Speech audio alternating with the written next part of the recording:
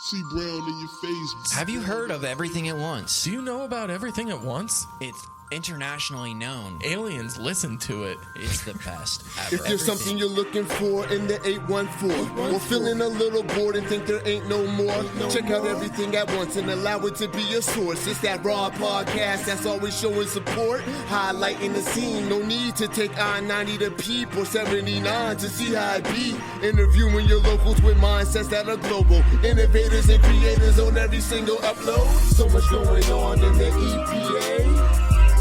Incredible content. Everything at Once will keep you up to date. Amazing guests. What you doing? Come through and hang with Tony and Dave. Community driven. Bringing everything at once from around the way. Everything at once from around the way. Hey. Please listen. We love you. Everything at Once. Everything at Once. It's time to introduce this show. The best show on the face of the planet. Welcome, everybody. Thank you all for tuning in today. We want to thank our Patreon producers, Brian G., Josh W., Ian D., Nick G., and Sadie M. Patreon, it's an awesome way to support the show and say thanks. You can become a Patreon supporter by clicking the link below and choosing to be an intern, assistant, or producer level supporter. If being on the production team is too much pressure for you, you can also send any contributions using our Venmo at Everything at Once Studios. We now want to thank all the local businesses who supported this episode. These businesses get the Everything at Once stamp of approval and are critical members of the Everything at Once community. We couldn't do it without them. With winter approaching, are there any last-minute details that you want to change or renovate around your home? I might, but you know who to call. Yeah! Ghostbusters! No, Tony. No, not Ghostbusters. Solid State Construction. Oh, yeah. Solid State. Yeah. Duh. Solid State takes pride in all their home remodeling projects. Solid State specializes in bathroom remodeling, kitchen renovation, window and door installation, custom design work, and more, including painting, flooring, drywall, sidewalk, decks. Get your free quote today by calling Nick at 814-397-7854. Solid people, solid product, Solid State Construction. You know, Tony, with all these renovations from Solid State, I think we might have kicked up some bad energy around here. Yeah, oh yeah. Luckily, we know just the people to go see. I know it this time. It's Ghostbusters. No, Tony! Our friends at Cauldron and Thorne! Wow.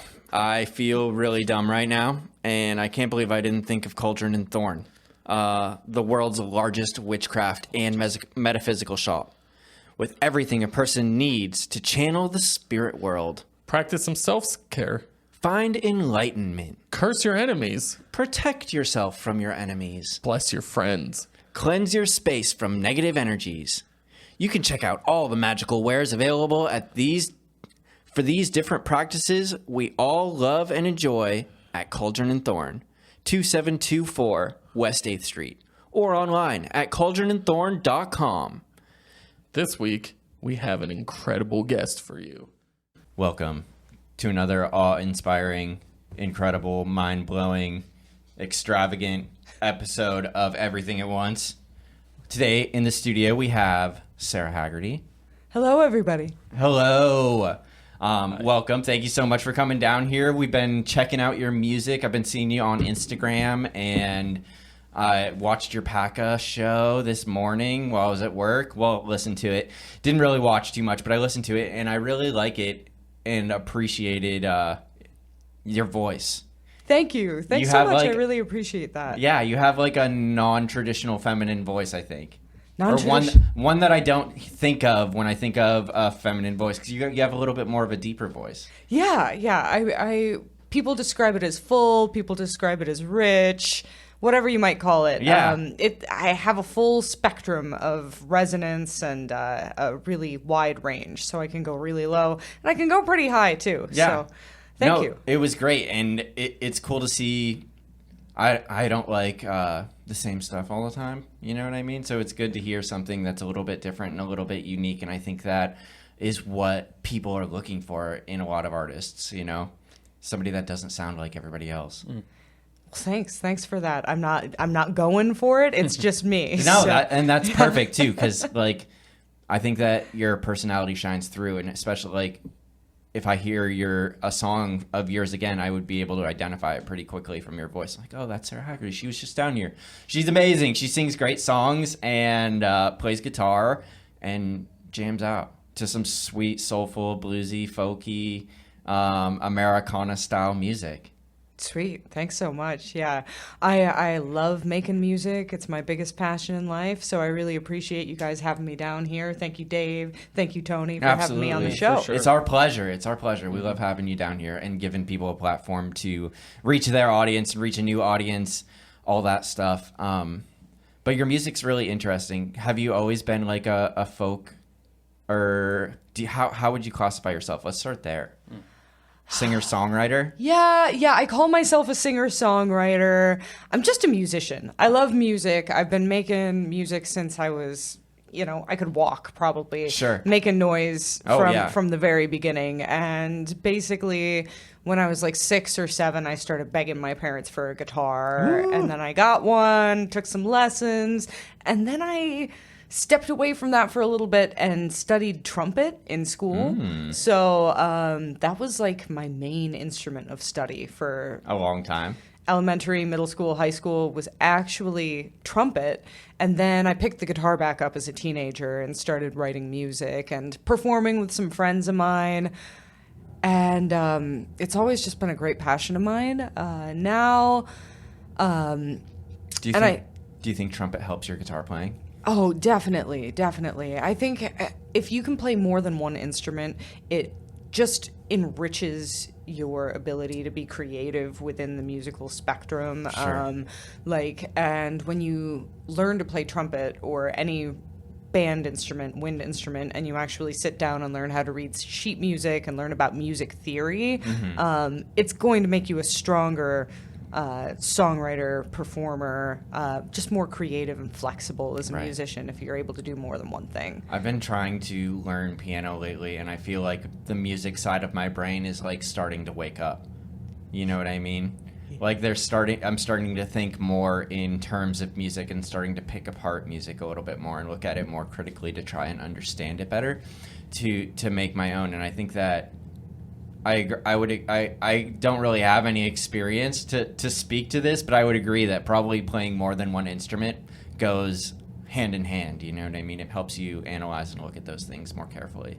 Yeah, it strengthens the muscle. And so, yeah, I would definitely say that studying trumpet and music theory in high school really helped me with becoming a stronger musician. But then I totally backed away from it for a long time. Really kept it to myself. Didn't play out a whole lot. During college, I played during open mics on campus and stuff. But then I stepped away, stopped doing it outside of just for myself as a hobby, never performed for a long time. And it wasn't until the last few years that it came back into my life in a pretty big way. Yeah, I think I read something on your website about recently getting back into it over the past 2 years. Did something cause that for you? So I relocated here. Okay. Where are you from originally? Western New York State. Okay. Western New York State. I went to school in Ithaca, New York. Okay. And then after that, moved out to Denver, Colorado. My now wife and I we just needed a big change. We wanted a big change. We decided to go to Denver. Worked out there for a while. I worked in advocacy for nursing home residents and people with disabilities, and that was my career. Skied a whole bunch. I bet. And then Denver just got too darn expensive. Yeah. And we wanted to be closer to our family. So Erie wound up being on our radar. Is she from Western New York as well? Yeah. Okay. We met in Ithaca. Oh, okay, cool. And her family's from that area. So we were let's be closer to family. So we moved here. And I didn't really know what I wanted to do. I knew that I needed to prioritize creativity, and honestly, I thought I was going to open a food truck. I want to be an entrepreneur. I'm somebody who sees myself as not really wanting to work within any sort of like established system. Sure, I dig that. I'm a really creative person. I like to start projects for myself and see them to completion, and so I thought food truck because I love to cook and I could see myself being successful in that area. But I also really needed to get back to the music because the music's just been the biggest thing my whole life. So when we got back here, I was dealing with some stuff.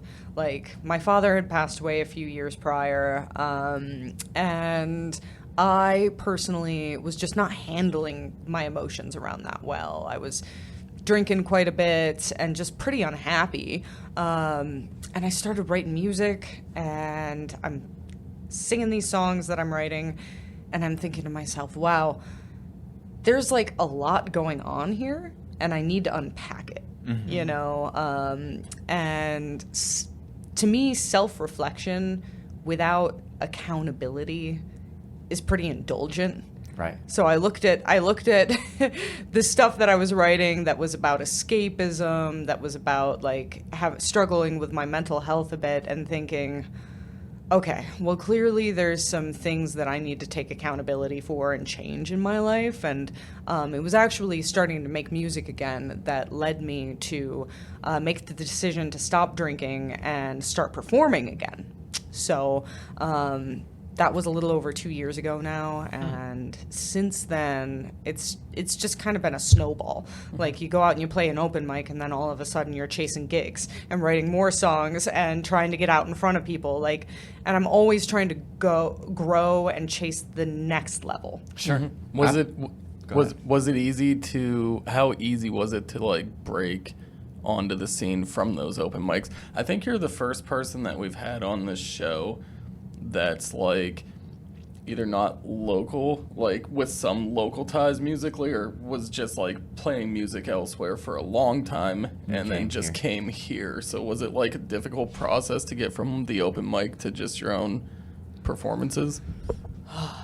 Yeah, absolutely. I mean, basically, I would say it's sheer willpower and like a lot of help that's really allowed me to break onto the scene. It was not exactly easy, but I will say that musicians as a whole are some of like the most welcoming, helpful people that I've met. I mean, not everybody, but on a whole, the community here in Erie of local musicians has been so welcoming and has really embraced a new person and given me a lot of help. I mean, I can think of Elle Taylor has been really helpful. She supports a lot of local musicians in terms of just, you know, giving us a platform and being supportive in general. And then a good friend of mine, Tommy Link, and Matt Boland, they've both been really helpful in terms of helping me make introductions. And I don't want to just name drop, and I especially don't want to forget anybody. So, like, there's really too many to name. But yeah, just hanging out, going to see people's shows, going to those open mics, and then just, I mean, chasing it like crazy. Sure. You know, sending a lot of emails and texts and phone calls that never get a response to. Oh yeah. So you know, I want to play shows, so you just you have to be reaching out to people all the time. Do you think it would have been harder to do this back in Denver? Yeah, definitely. I mean, in Denver, for one thing, I was working full-time, and I don't work full-time here. So, you know, this is kind of what I'm spending the majority of my time doing awesome. Professionally, is pursuing a career in music, making music for people, recording, and then getting out and playing in the bars and restaurants and street fairs, that sort of thing around here. Had I tried to do this in Denver, I can't imagine I would have had the time, because I was usually, you were working. I was working most, and I mean, right now I probably practice 25 hours a week because I want to get better. Like, I want there to be noticeable improvement from week to week to week. How are you going to show that in your music? Like more difficult chord progression or better finger picking or more interesting riffs or lyricism. More energy. Energy. Right now I'm working on more energy. Like Okay. I'm picking up the tempo on almost everything. That's like a big thing for me. Is like you want people to pay attention to you and enjoy it and get into it. You need to give them energy, and then they'll give you energy back. And so that's something I'm working on right now. I wish musical instruments were slightly cheaper, because when I think like the apex of energy at a show, it's someone just taking their guitar and just like smashing it against their amp, you know? And Right. like, I know that that's far too expensive to, you know, be a reality for anyone who's not just like a massive rock star, but I wish it wasn't. You know, that's the energy. I want to be at a local show once and you just be like, I went to that a punk rock show recently down at the Isle, and it was so fun because it just took me like all the way back to my younger years, because there's no stage. It's just like flat carpet. There's like 2 lights, and it's just loud enough to like hurt your ears in a small room, and everybody is just like putting, all the singers, all the musicians are moving around and like, you know, making gestures and like playing up to their songs, and it was just so it was just such good vibes, and I really appreciate that when artists bring that kind of energy. You know what I mean? It doesn't matter if it's a small little show in a surf and skate shop with no stage and a PA system that came from wherever, versus like a bigger stage or an actual stage at all. And I mean, I feel like that's how you get fans. You know what I mean? Yeah, you gotta give them a bit of yourself, and honestly, more. So I've had some shows recently where I'm like, wow, I'm not quite getting the response that I want. I'd really like it if the crowd was giving me more, and I realized, well, I've got to give them more. Like I'm definitely still struggling with a little bit of like not being confident enough or putting forth quite enough, and I think what I want in my future shows is to just go for it, like really lean into it. I'm working on adding in foot tambourine and playing harmonica at the same time, and using my guitar a lot more rhythmically, like it's more like a full band rather than just being an acoustic guitar. Like I'm a skilled finger picker, but honestly that doesn't have the energy or the volume that I think a bar crowd or like a big public event demands. Is you to be bringing the volume, bringing the vibes, The power and the energy. And then I don't like looking at a screen or like music while I'm performing. So my 3-hour set is off book, and that means that I have to learn a lot more songs and get them all memorized perfectly. Which is, it's challenging. You have to play the song a lot of times before you take it out into public in order to have the muscle memory to play songs from memory. And then I'm finding that I've got to add ones that are familiar, that are sing-alongs. So the improvement from week to week has to do with those 25 hours of practice weekly that are adding new music, adding energy, and then adding just an it factor, like, you know, percussion, harmonica at the same time. And that's what I'm hoping to bring out in the next, for my shows this summer. That's very exciting and a very interesting way to identify your progress. And I think that singing more like low-key, chill, sad songs has its own vibe, but that makes it, I feel like it's almost harder to bring that vibe to an audience, you know what I mean, to get them excited to want to listen to it, whereas the kind of music that you're describing or the work that you're putting towards becoming is very much more crowd pleasing and audience attention grabbing than singing a more chill, bluesy, slower song. Yeah, and I mean, I certainly still want to pull that music out when the time is appropriate, when I feel like I already have them, and then I can maybe just pull back a little bit and sing one of my original songs, maybe not tell the crowd it's an original song, just go for it and be like, here's me. And then we'll go back into covering Bob Seger or REO Speedwagon or, you know. No, I totally get that. And I think that's important to recognize that kind of stuff. And while original music is incredibly important and very good, and I wish people enjoyed it more, but it's really nice to hear a song that you may know to capture that attention, capture that those eyeballs for a minute or two to lead into something else that's more original or more unique. And I think that's what separates a lot of good set lists from bad set lists, because if you play nothing but, and like as far as like DJs go too, like if you're playing nothing but bangers the whole time, like you're just gonna lose your audience. They're gonna be like, okay, another banger, you know what I mean? They need to work through the tempo and allow people time to rest and recuperate, and people want to talk to their friends too, so that you need time for that, and you need songs kind of for that kind of bring the mood down and then raise it back up, almost like a conductor conducting a symphony of little humans that are listening to their music, you know what I mean, and telling them when to jump and when to be excited and when to go back to the bar and grab another drink or eat their food or whatever it is that they're trying to accomplish. I think it depends.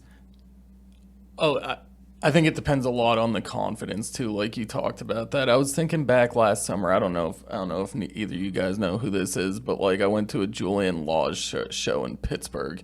And it's the only show I've ever been to like this. My buddy brought me along, but he's just like, he doesn't play rock music. He's got classical training, but he just sat there and played an acoustic guitar for an hour and a half. And this dude was just so incredible, and he had such control of the room, and he barely talked at all. Nobody said a word during the whole thing, So I think the confidence is definitely a huge part of it too. Mm-hmm. Yeah. And I think establishing your reputation too. Mm-hmm. Yeah.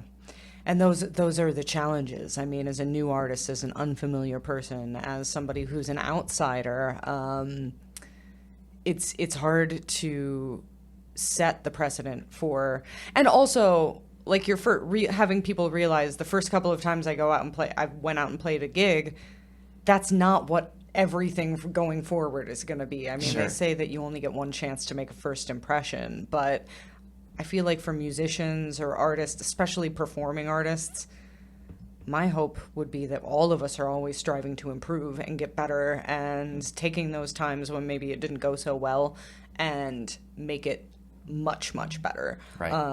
And so that's what I'm trying to do.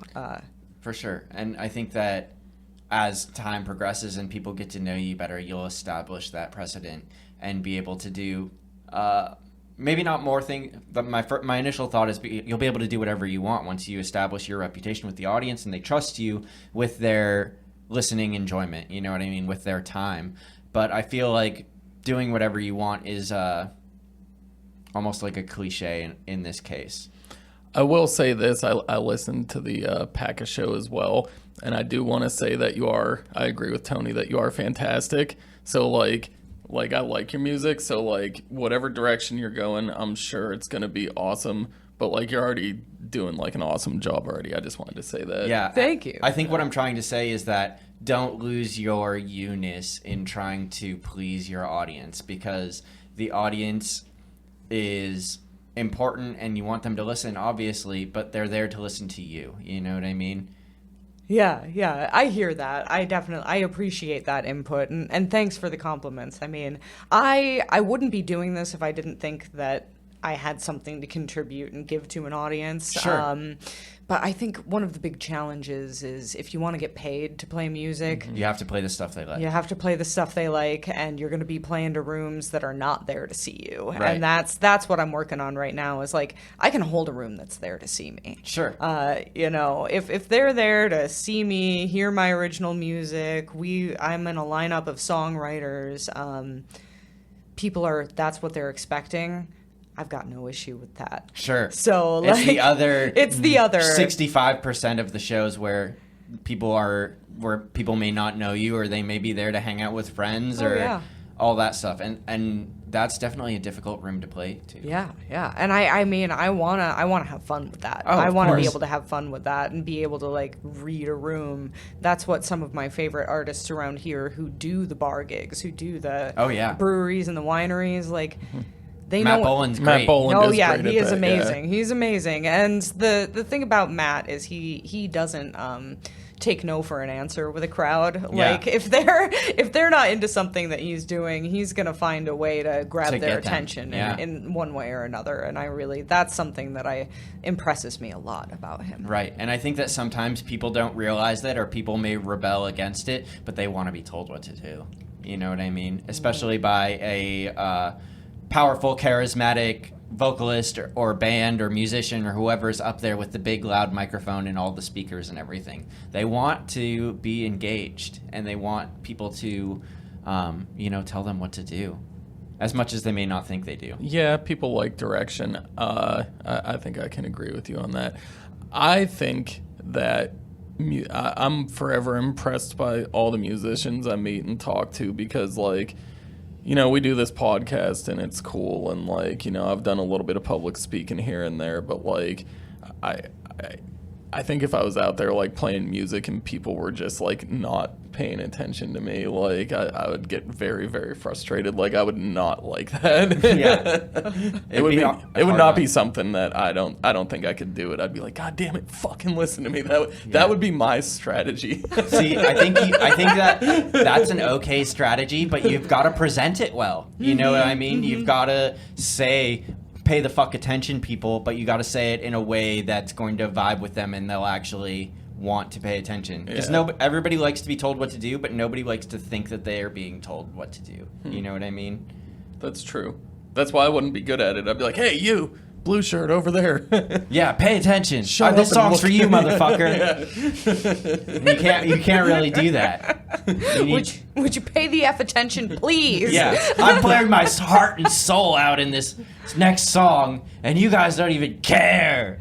It would be easy to take that approach or that route, but the good showmen or show people obviously do not go that route. No. Plus, I think, even though I've done it, like, jokingly in the past, like, I would hate it if I was just up there playing a set and I just heard, like, play Freebird, like, that's just, like, everybody does that. I'm not going to play Freebird for you. Dave will never play Freebird for you. You guys heard it here. That's never going to happen. Never gonna happen. I don't know anybody who would play Freebird. Yeah, I don't know. I feel like some of these cover bands probably play it, like, every night. Yeah, maybe. Maybe, I don't know. I don't really go see them very much, so. Not me. Me neither. But that it's always one of the cliche things, and I think that learning how to handle the hecklers that are going to yell Freebird is its own art in its own way. Like, you see comedians do it very well, you see certain musicians do it very well, and you see other musicians that just tell them to get the fuck out then. You know what I mean? But that's like, as you establish that reputation and that level of respect, when you have the crowd behind you and you have one dude that's being an asshole and you say throw that person out, people will cheer for you. You know what I mean? Because they're like, yeah, we're tired of that person too. Nobody really likes that person. And it's not their show. You know what I mean? That's right. They're not the one with the microphones that's been putting the time in and the practice in to be able to perform. They're just usually someone who's way too drunk. Yeah. That's true. And all their friends are already annoyed. The way too drunk people are an interesting phenomenon, because they always seem to want to interact with you. Like, Oh, yeah. I had an individual come up recently, and he brought me a full glass of water. Nice. And I was like, I'm not drinking anything that you bring in front of me. Like, I don't care if it still has the paper on the straw. And then left me his name and phone number in the tip jar, and I'm like, no. Sorry, guy. My wife was in the audience, and she's like got her eyes on him, like, Yeah. Stay away. I think that's kind of fun though. Like, when I used to go see a lot of like electronic shows, I used to always bring the people on the stage drinks if they looked like they're hot, but usually I would give them like beer or like alcohol or Jaeger bombs or whatever, and very seldom were they ever turned down or not drank. I don't know, maybe that was just the vibes though of those shows, you know what I mean? I'm like, me and my buddies are all standing in front row like jamming the fuck out the whole time, and we're like, yeah, I need a drink. They probably need a drink too. They're fucking crushing it up there. We're gonna get them something. Yeah, well, but it's different circumstances. You're dudes buying dudes drinks. Right? That's yeah, fine. no, it's entirely different. It's different. Super different. Yeah. But it goes both ways a little bit in the same respect. Or I guess what I'm trying to say is that there's nuance to those situations. and how they're handled is can be different. Can be, obviously this dude was not the one that you're going to be taking drinks from. I don't know. I've never bought a drink for a musician. For a musician? No. Oh my God. No. I mean, not while they're playing. I've bought a beer for someone like afterwards, when we're both like at the bar. But no, when someone's playing, I've never even thought to go get them a drink. Maybe that was just the vibes of us being way too wasted at the Crooked Eye back when that was still a thing, before you ever came around. Because there would be like these really cool electronic shows and stuff like that, and me and my buddy Joey would always get drinks for the band members while they're up there, because we were just having a good time and we wanted them to have a good time too. I never have. Maybe I'm just selfish. I've never thought of that. You're just not sharing. Not sharing with the people that are on stage. Yeah. It just never seemed appropriate to me. So where are you liking to perform so far around Erie? How long have you been here, you said? 2 years? I've been performing out for about a little over a year and a half now. Okay. Started with open mics. And how long have you been in Erie? I've been in Erie for 2.5 years. Okay. Cool. Yeah. I think one of my favorite places to perform in town is Room 33. For sure. That's a really nice room to play in. The audience is always a really good crowd, I feel like, and just the vibe in there is really good. Yeah, it's a cool place. Really good food, really good drinks. People are there to have a good time. I feel like it's one of the places in town where the young people dress up and go out too. Right, which is, kind of, yeah. Yeah, which I love seeing that. And then I really also appreciate, have you ever heard of Copper Carriage Antiques and Decor? I feel like I've heard of it, but I'm not really familiar with it or know where it is or anything about it. So they're moving locations. Their new shop's going to be downtown, and cool. On April 6th, they're having one of their famous markets. So they get artisans and vendors from the surrounding area, usually about 40 to 50 or so of those type of different craft makers, soap makers, antique vendors, all sorts of different stuff. And they have a vendor fair. And then for the last, I think this will be my 4th time playing for one of their markets, which I'm really looking forward to. It's always a good time. Sounds like lots of people down there. Lots of people, lots of foot traffic. People are there just to enjoy themselves, and it's kind of people. It's more people passing through, Sure, rather than like having a captive audience of people who are there to have dinner or meet up with friends. So it's fun to have that kind of exposure where people are moving in and out, and they can stop and listen for a little bit and then move on, or they're just checking out the different vendors and stuff. It's always a really nice time. And Steph and Joe, the owners of that of Copper Carriage, are just great folks who put on a really nice event for the community. So I'm looking forward to it. I didn't even know that was a thing. Yeah, that's going to be a even bigger crowd than usual. That's the weekend before the eclipse, so it's going to be nuts that weekend. Yeah, it's going to be wild, and it's downtown, so it should be a really, really good event. So April 6th, come out. I think my set's from noon to 2 that day, and they usually have a couple other musicians. They fill out the whole day. It's like a 6-hour type event. Wow. Yeah, so that'll Sounds be a lot very of fun. exciting. Yeah. Awesome. And I've enjoyed L. Taylor's open mic down at Philly on the Rocks a bit. That's always a lot of fun. Let's see. I play the Hotel Bar down in Edinburgh. Okay, yeah. Yeah, and that can be a really different experience from night to night. I've played there a few different times, and I feel like the crowd's always pretty different. Sometimes it's young and college kids. Sometimes it's alumni. Sometimes it's locals. It's all over the place. So that's good. It's a good place to cut your teeth, and Right. That's a great place too. It's a very diverse place too. I think it's good too. I think your music kind of I wouldn't really peg your music as like, a certain type of people would like this or a certain type of people wouldn't like this. And I think that goes along with like a lot of the singer-songwriters in our area. Their music is of high enough quality that anybody can really enjoy it. I agree with that. I think I can get behind that. Yeah, and I mean, when you're playing an acoustic guitar and vocalizing, you're trying to have a broad appeal. I mean, I think about when I'm writing a song, I want to craft it to pop songs on the radio. Like I'm looking toward what's going to grab people's attention? What do people like? What's not going to be too much or too little?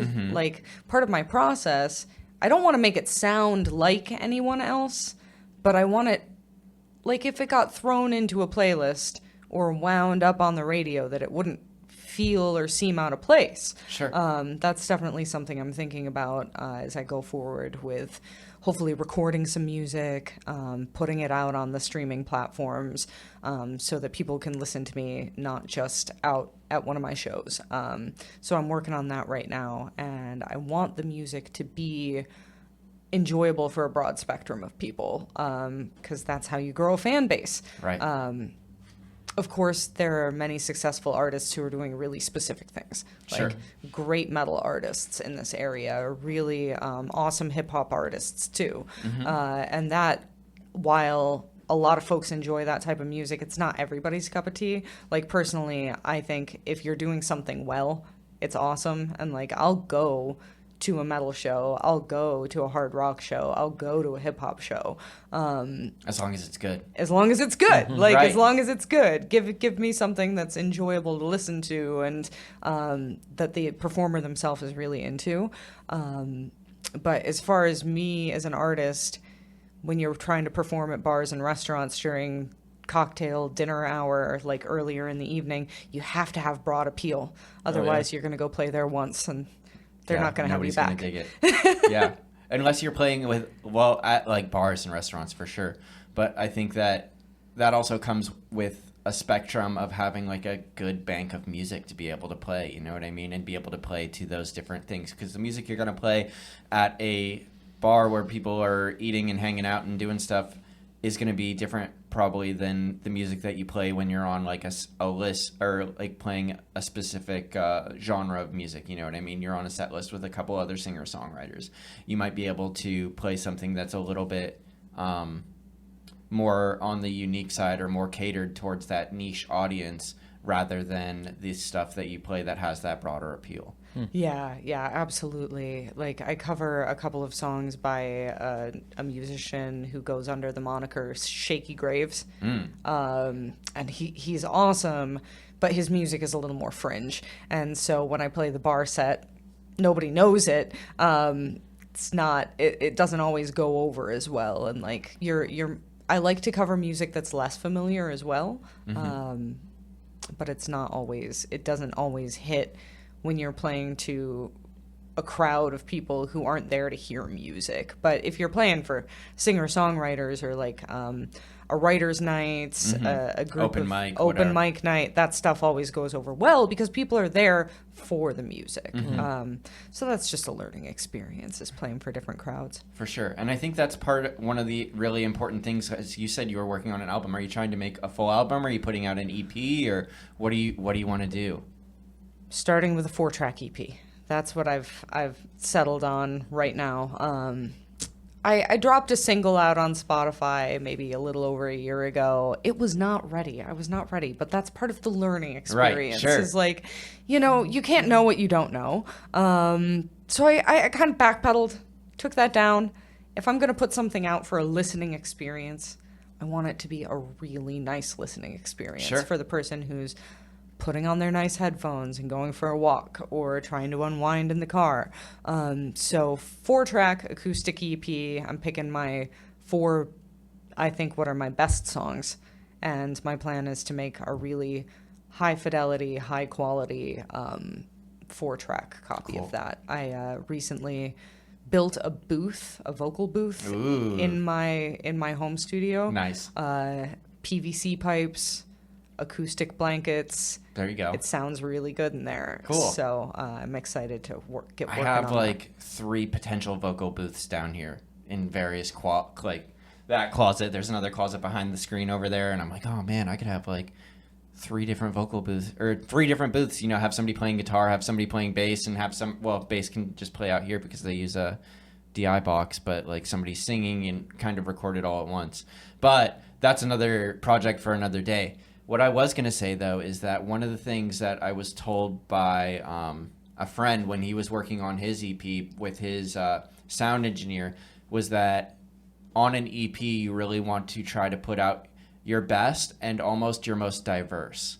So that way people can see that you have a spectrum. And it also kind of helps gauge what your audience is liking or what niche you're filling. You know what I mean? Which niche really enjoys which song. And that can kind of almost give you a direction for your next album, for your like full length album. Like, oh, okay, this song, people are responding really positively. Maybe I need to make more songs like that. Yeah. Well, I appreciate that input, Tony. I already had that in mind, like doing a slower ballad and then something a bit more up tempo and rhythmically driven and a little finger picking and just giving everybody a little taste of everything that I do. Mm-hmm. And then hopefully with a full album, just kind of filling it in. Yeah. Yeah. No, yeah, because I had never really thought of that before, and when somebody told to me, it was like, oh my god, like mind blown moment for me personally. So I just wanted to share that little tidbit for everybody. But this is exciting. It'll be your first album. Yeah. I wish we were smart enough to take down some of our old podcasts, but we never have, and our first ones are definitely way different than the ones we have today. We could still take them down. It's not like I feel like it's too late now. It's already permeated the universe, the internets. Everybody knows that we were bad. Well, maybe not bad, but definitely not the same as we are today. No. The very first episode we did... not the very first one, but the very first one we did with a guest that wasn't Just Tony, us two. or Celinda. Yeah. Gosh, I listened to it back. All of us were like, you know, we kept yeah. doing that. Well, like I said, we probably said like 100 times in an hour, Each. you know, each. Yeah. So you're looking back, I think that's kind of Maybe that's makes not me our best cringe a word. little bit, you know. I also kind of like it being there too, because we can still see and identify if anybody does listen to that and then listens to a more recent one, they can see like, oh, they're actually getting better. You know what I mean? They're doing this. It's a sign of progress. Exactly. But I totally understand the idea of, or the sentiment of like wanting to put out only your best stuff.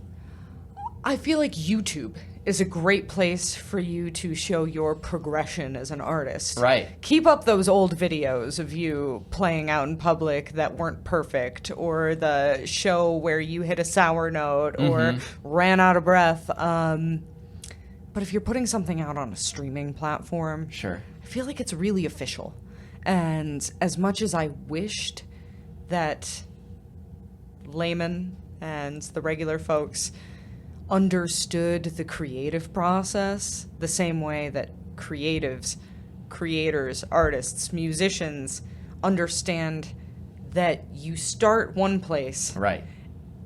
and you go to a total, like, it just takes growth. It takes a ton of growth, and it takes self-awareness to realize that where you start as a podcaster or a painter or a Sculpturist, whatever. a photographer, Yeah, a musician, anything. a guitarist, you don't is not where you're going to end up. You're going to make improvements, hopefully, but unfortunately, Spotify and the algorithm doesn't really recognize that process very well. So if you have content that is a real outlier from the new content or the quality of content that you ultimately want to create, It makes sense to take it can detract. So as much as I would love for people to understand that creative process, Spotify might not be the Right. best place for Yeah, it those guys- as a musician. And sometimes people love to see that progress too, but it's probably, like you said, it's a different platform or a different place that you would showcase something like your growth. SoundCloud. Yeah. SoundCloud's a SoundCloud. good place for it. Sure. And what I like about SoundCloud is you can put things up immediately. With Spotify, it takes some time. The lag time from wanting to publish something and it actually being published is kind of long. SoundCloud, you can put something up in 30 seconds. Yeah, and whatever you want. Whatever you want. Whatever quality, however it sounds, it doesn't matter. Yeah. No, I totally agree. That's a fun place. And I think that there can be interesting dynamics on social media showing that kind of progress. Like, I love to see, like, the old like lots of different painters and visual artists will post like, this is what I drew like when I was 12, and this is what I draw like now that I'm 25 or 20 or however old you are. And I think that it's really interesting to see the visual, and it helps other people. It kind of removes a barrier, you know what I mean? Like, yeah, look, this person that I really respect and look up to was not the best either when they started, and look at them now. I can do that too, you know what I mean? It's inspiring in a lot of different ways for other artists. I don't want to say too much about Spotify or any of the wonderful places where we stream or share our content, but I hate the algorithm. Yeah. I hate the algorithm. Don't let them know, dude. They're gonna listen to this and hear, and that's probably why. We heart Spotify. We love Spotify. and all the social medias. Yes, we Mr. do. Yes. Zuckerberg and Whoever owns Spotify. whoever- Mr. Spotify. Mr. Spotify guy. Is it a human at this point in time? Right. Probably not. I don't think any Probably of not. them are anymore. They're all just giant robots and artificial intelligence. Yeah, they are. Well, no, you're wonderful, benevolent leaders and rulers, and we love you very much. But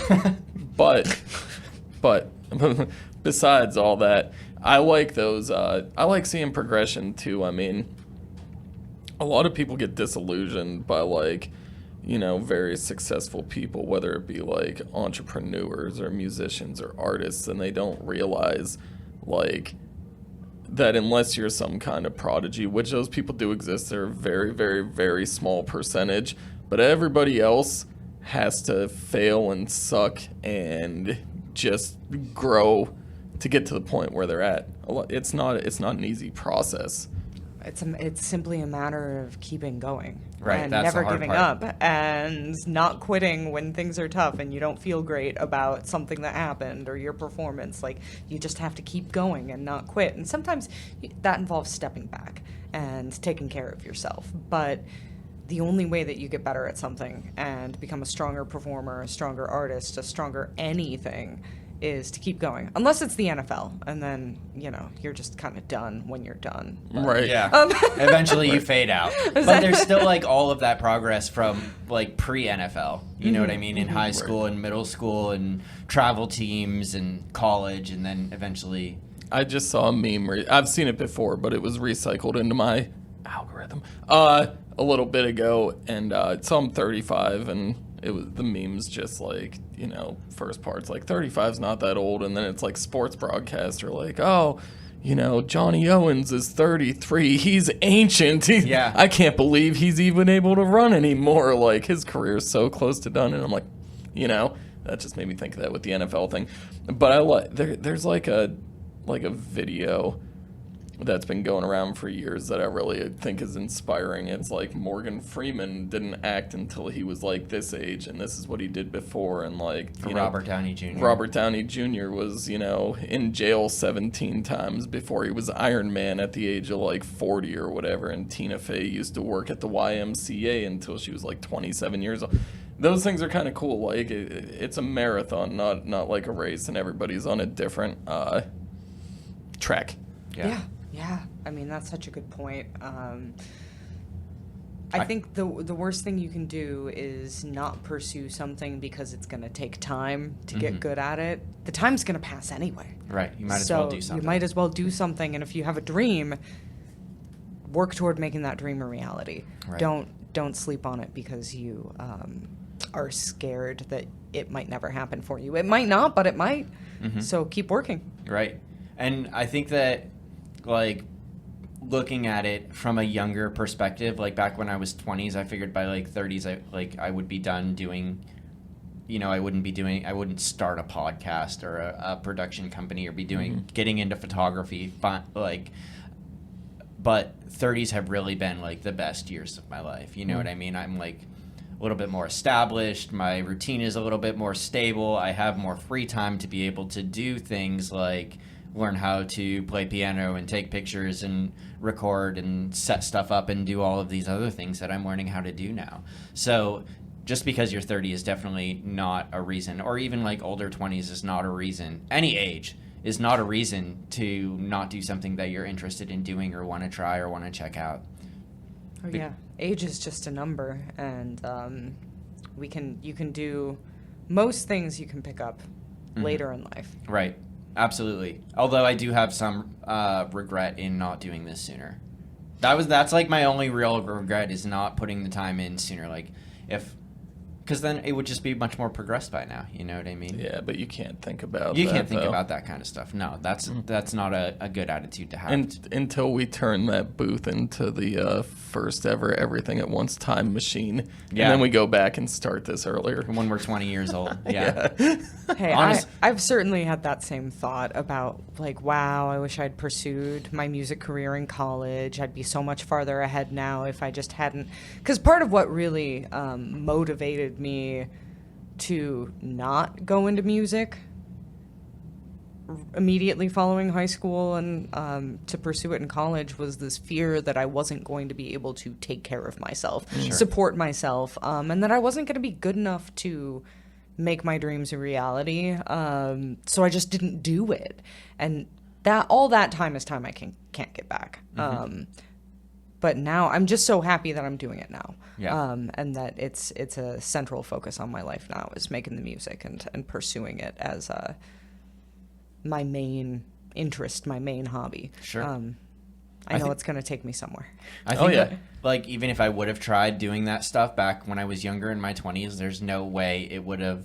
I was just so unstable, like, in so many different fields of my life, like, financially, like, mentally, like, just no stability anywhere to really be able to give this the time that it needs and the consistency that it needs to be able to get anywhere. You know what I mean? It would have started and it would have stopped very quickly because I wouldn't have had the mental capacity to understand that I wasn't going to start at the top of the pyramid immediately whenever I try anything, and I would have quit, you know? I think we would have got canceled.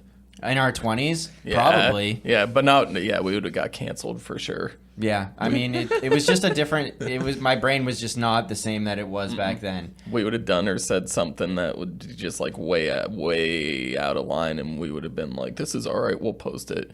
And then we would Yeah, because who gives a fuck back then when you're 20 years old? Exactly. About anything. About anything. Right. So it's a good thing we started. It's a good thing we later. started later, yeah. Yeah, you need to wait until the prefrontal cortex It's is fully fully- developed right, yeah. and you have a little bit of a filter to keep you from saying things that are just way out of line. Yeah, for sure. And, like, there's just such a big difference between the ability to think things through than and, like, not act impulsively. Like, that's one of the really big things, too, is, like, we're just been like, fuck it, let's do it. And then we would have been, like, I don't know, getting in trouble and having to cancel and just not being able to put the time in that it needs to because other things would have came along. And Well, the other thing is, like, we were just talking about something yesterday that will not be discussed here. But, like, you know, you have, like, your group of friends and, you know, like, you have your homies and, you know, you have your inside jokes and stuff. But we were just talking about something yesterday that we were like, oh, man, this would be kind of like a funny podcast. But we were like, no, we definitely could have never do that. But I think if we were, like, 20, we'd be like, let's sit down and do that, Right. you know? Like, this is an awesome idea. Like, we'll get a kick out of it, you know? Right. And everything is so available through the internet anymore. And it may not even be, like, I'm a big fan of satire in a lot of different ways. And I love satirical humor, and it's fucked up, and I enjoy it, and I love it. And there's just such a fear of things being taken and misconstrued or used against you or doxing or any of the other wonderful things that are happening on the internet to people that like to make jokes. And I think that's, like, very sad, but also, I don't know. It's a difficult topic to speak about because there definitely needs to be a certain level of respect for yourself and for other people, and not everything is for everyone, and sometimes we have to present ourselves in different ways at different times. Like at work, obviously, I'm going to be behaving and acting and talking to people differently than when I'm with my close friends and we're sitting at 2 a.m. messing around at the fire in the backyard. And I think that it's important to recognize that you can still be authentic and you can not offend people or not approach those situations in a good way and realize that not everything is for everybody. I agree with that, which is a very mature 30s thing Yeah, to exactly. say. Yeah. Bravo. I think that's probably one of the biggest challenges of performing publicly. And Keeping that authenticity. is keeping the authenticity while I love to play music and I want to share it with people, I'm not a hugely public person. Sure. So being a public performer who's performing under my real name and self-promoting under my real name, the only reason I'm using my real name is because I couldn't think of a better one to call myself. Because I mean, really, I would like a level of privacy that that trying to be a performer just hasn't, or being a performer. I no longer have that luxury, so I almost feel like I can be under the microscope a little bit. You know, like people know who I am. I'm up on a stage with a banner that has my name and logo on it, and like, hey, this is me. You can look me up if you want to. So it's it's a fine line between showing who I really am and kind of wishing that I could hide a little bit more. Right. Staying anonymous in certain aspects of our lives. And I was lucky that I changed all of my social media names because I was working in the mental health field for a long time. So all of you surprise people out there that may not know that my last name is not C. It's not. Surprise, I'm using a fake name. I got him. Tricked everybody. You got it. You got everybody. Funny story, my girlfriend's sister actually, last week, just realized that my last name is not C when I sent them something. I think it was over Christmas or something like that, and it showed up as it was from Tony's actual last name. It's like, what? Tony's last name isn't C? This is ridiculous. I feel like I've been lied to for the past 3 years. It's funny because I was a while back, I was talking to my dad about it was when we had our party, and I've known Tony a lot longer than before he started using Tony C as his name or whatever, and I'm one of the few people that know my actual last name. Yeah, and I'm talking to my dad, and he's like, so you and Tony C, and he keeps saying Tony C, and I was like, why the fuck do you keep calling him Tony C? I was like, his name, and then I was like, that's not his name, and he's like, oh, I thought that's his name, and I'm like, that's his stage name or whatever. My pseudonym. Your pseudonym. My writer's name, it was stage name. Yeah, my stage name's actually Thugnificent. And mine's Scrup Dog, but that's a different story, different time. Yeah. You're a little more extroverted than I am for sure, but I can see, because I like to have my private life too, and it's not like anyone's stopping me in the street over me and this. Dave have actually gotten fights about this because he won't make his Facebook public. Yeah, but that's the thing. Well, that's the thing. Not real fights. Not real fights, just little debates or whatever.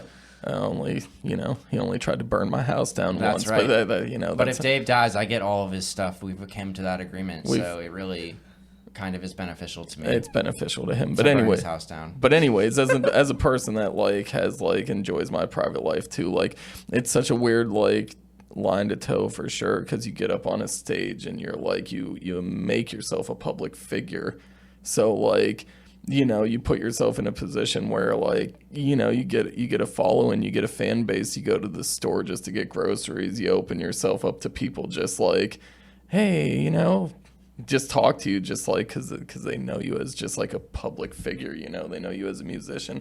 And I don't, we haven't got to that point yet, but I think about it, and I think he'd like it a little bit better just because he likes talking to people more. But if I'm out and doing my business, leave me alone. Yeah, I don't know. I feel like that's gradually changed over time too. I love being social, but I also very much appreciate. I've realized that I don't have to be everybody's friend anymore. You know what I mean? I feel like that's another thing you come to realize with age. You're not going to make everybody happy. Not everybody is going to like you, and you're not going to like everybody. So why try to like people that you don't like and have people like you that don't like you? You know what I mean? I appreciate rather being authentic than trying to people please or trying to fit into a certain mold or characteristic that I think that other people want me to be. I think it's more this is my opinion, I don't think it's as much in this arena. I think it's more less people pleasing and more customer service skills. You're basically your own business. So you don't want to just be mean to people, rude to people, because like you're trying to build your brand, you know, like you have to do that. Like you just want to be like, I always think of like the Ben Affleck smoking a cigarette meme and just like, oh my God, not again, you know. But it's something that you have to do if you're building a brand for yourself. Like that's part of the trajectory of success. Is the more successful you are, the more you have to like open up more of your private life to people that you don't know. Yeah, absolutely. And I couldn't agree more. I know that the consultants that I've been talking to about my social media page would like me to post a little bit more of my day-to-day life, and I'm not quite there yet, but like, yeah, I know it's going to happen, that people are going to want to see more of it as time goes on, but I want to maintain my privacy, and I'm a hat and sunglasses person. I put a hat on, I put sunglasses on. I've said hello to people and had them not recognize me in public because got the hat and sunglasses. I've got the hat and sunglasses on, and I am not trying to be recognized. Oh, I feel you. Very good. It's nice to have that level of privacy and to not be on stage all the time. Mm-hmm. You know, you need the time to decompress and just be yourself rather than, I don't know, I feel like there's like an unhealthy level of paranoia for thinking that like everybody's watching you all the time, and to try and get away from that, or to like be not even just like thinking that, but actually like feeling that and having people watch you all the time, because that comes around with a certain level of like recognition and fame. Even like local Erie State Street famous people, you know what I mean? They're gonna run into people that they know, and they're gonna be seen by people, and sometimes you just don't want to be fucking seen. You know, it's the artist paradox, the way I see it. Like, you know, you just want to create these very personal you things, and you share them with the world. You share them with the world, and the more that your very personal things catch on with people, the less that it becomes yours, and the less that you become yours. Like, you almost become like an extension beyond your music or your art. Like, you as an individual is like part of the public forum. I don't know, it's just a super interesting thing to me. Yeah. I mean, it's definitely something that I'm just dipping the toes in right now. I mean, this year, I think it's the biggest year that, I mean, it's definitely the biggest year, like, that I've had thus far as an artist. Last year, I played, I think, about a dozen shows total. This year, if everything goes to plan, it's going to be like 35 to 40. Wow. Which is a big That's growth. amazing. It's a Good big for growth you, number. yeah. That's huge. I've already got like a dozen of them behind me, and I have a lot of people to thank for that. And like Dave at the Erie Downtown Partnership, I really appreciate him for having me play there. Ryan Hoover at the Flagship City Food Hall, he's doing a great job with the live music series that's going on there. I'm going to be there April 17th, and he's just doing a great job of promoting that as like a family-friendly live music event on Wednesday nights. And, you know, so I'm really just navigating, like, what's it like to put myself out there like that? It's not the most comfortable thing. Like, would I like to just play house shows or campfires?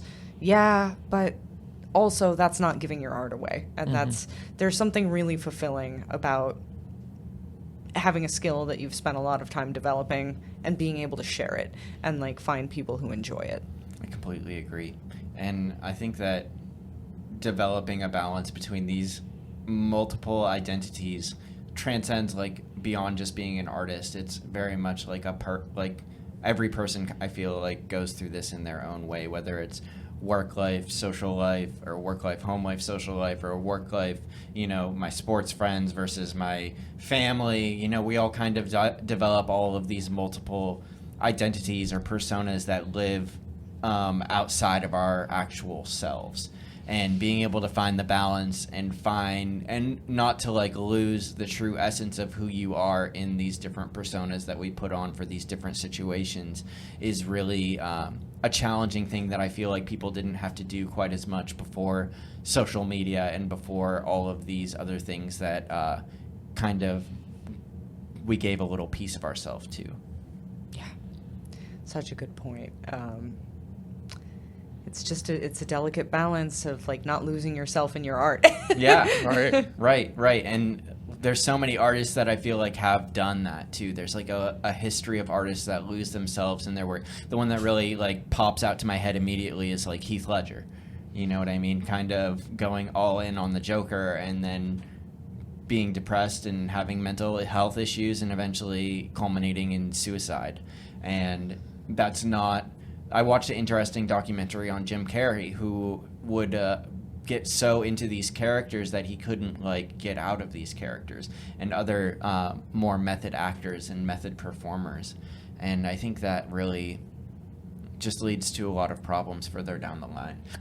I think an argument could probably be made for like Kurt Cobain as well. You know, he's writing a lot of depressing, downtrodden songs, and it becomes a question of whether those are him writing these songs or are those songs writing him, you know, as a person or as a personality, you know what I mean? Chicken or the egg type situation. And I'm sure that both play a part, and either one could be made an argument for, but there's definitely a piece of us that can get lost in art, or we can become our art, or become these different I don't know, emotions or situations or songs that we're identifying with. I had this English professor in college, and it was a class on creativity and the creative process, and he put it the best way that I've ever heard personally. It's like when you're creating, you get as close to the void as possible without falling in. That's how you make the best art while maintaining yourself. And then when you fall in, the void becomes you, and you bring that outside of it, and you lose your marbles. Pretty much. Fair enough.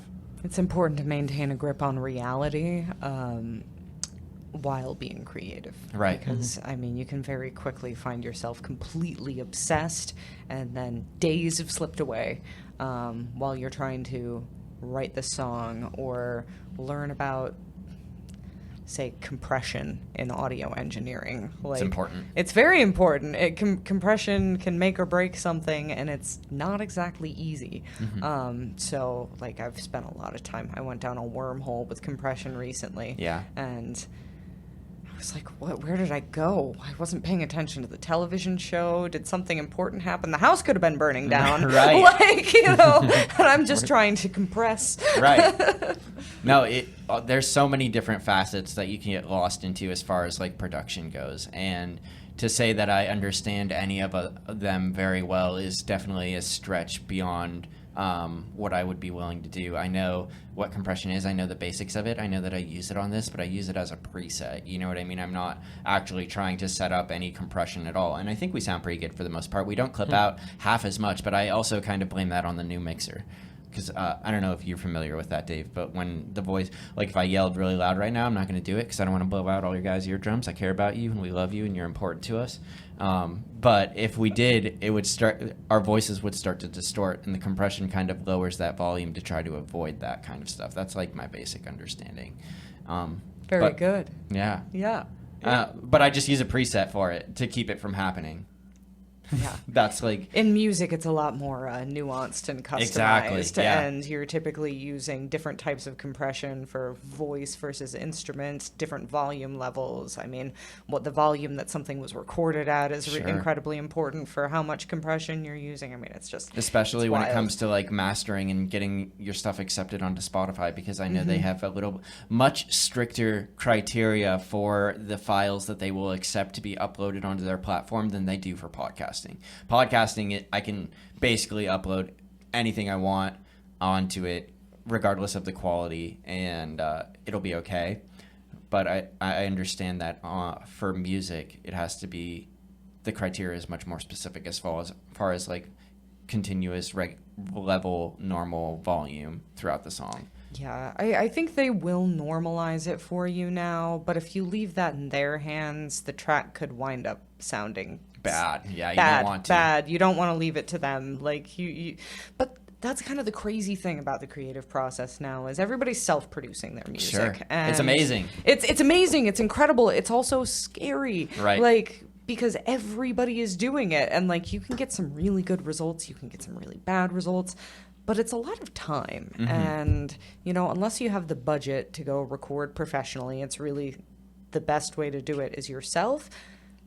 but it takes a lot of time to get good at it. Oh, yeah. Like, it's not something that a lot of people, they think, oh, you're just slapping a microphone in front of yourself and you're playing your music, and it's like... Sometimes that turns out really good, though. Sometimes it does turn out really good. Sometimes it does not turn out good at all. Exactly, so, yeah. like, and it can just be the style of music. Like, it can be the type of voice you're capturing. It can be the range. So, I'm looking forward to hopefully having something that I've produced be something that I'm happy with and be able to put it out there in the world. There are a lot of people in town who are doing an impressive job with production. Sure. And I want to join the ranks. Oh my God. yeah. There's so many of them too. You so will. many good sound engineers around here that are just doing amazing stuff. And I consider myself a little bit more on the low. Well, I'm definitely on the lower end, but like I feel like I've been fortunate that I've been really lucky that a lot of the recording that I've done, especially for like the Treehouse series, has turned out really well and has been really simple to do. You know what I mean? Mm-hmm. Just setting up mics, making sure levels are good, and then maybe doing a little bit of balancing and I can't think of the right word now. It's mixing, not mastering. I don't really know very much about mastering or how to do it. Brian Glosky showed me one day when we went over to when I went over to BFE Studios just to hang out before I bought some new equipment, and just doing the mixing and having nice microphones and good gear and making sure that we run it a couple times and we're not clipping has really been fortuitous for us. Plus, all the music has been acoustic, too, so we're not, like, dealing with amps or capturing audio from amps or anything like that, and it's been good. I know it's not, like, top quality, top tier, but I've been really happy with the results so far. And I think that was one of the things that I learned from Brian, too, was that, like, the time to really get things right is, like, when you record it, like, from the instrument to the microphone is, if that goes well, then everything else is much simpler and much easier and requires less work to get sounding good. Exactly. No, you're totally right. And I think the Treehouse series concerts, those are awesome. I really enjoy them. We're going to have to get you here this summer for sure. Yeah, I definitely want to be a part of that. And one of the cool things about recording outside, because you're on this nice quiet street, there's not a whole lot of car traffic. Sometimes. The cars aren't too bad. It's the neighbors that are cutting their grass that we have to wait for usually. Yeah. Happens. I mean, lawnmower. You can't get around that. That would kill it. But the birds and the dogs are great. The birds, the dogs are great, and then the nice thing about being outdoors is that you're not battling your room. Right. Like no reverberation. There's no reverberation. You're in a space where the sound goes. And it doesn't come back.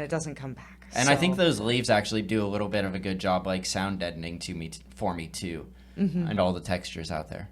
But yeah, it's a very cool spot, and we'll definitely have to get you up there. I was planning on asking you after this, but I'm glad it came up here, so that way we can get it, and all you guys can hear it and know that it's going to happen. It has to happen now because it's recorded onto things, and I have to be a human being that keeps my word. That's very important to me. So you're coming whether you like it or not now. That sounds awesome. Committed. I would love that. And I trust that you're full of integrity, Tony. Thank you. Tony C, if that is your real name. Got it. I'll vouch for him.